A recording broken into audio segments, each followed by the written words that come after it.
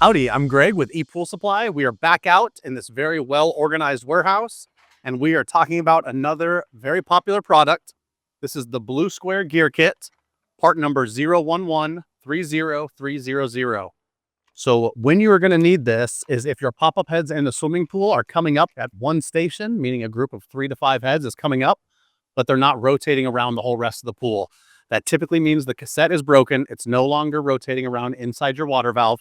So you need to get one of these. So this is the Blue Square Cassette. There's another option with this to buy it with the impeller that comes on top. That's a little blue fin that kind of spins around and circles all these gears. Some of the times that thing's in okay shape and people just want the cassette. That's what we have it for. So ePoolSupply.com or our store, come by, pick it up. Part number 011-30300. We've got lots of them in stock.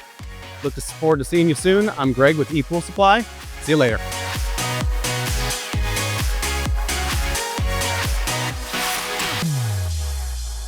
Hey everyone, thanks for watching. We really appreciate all the love and support. Please make sure to hit that like button. Be sure to subscribe. It really helps us out.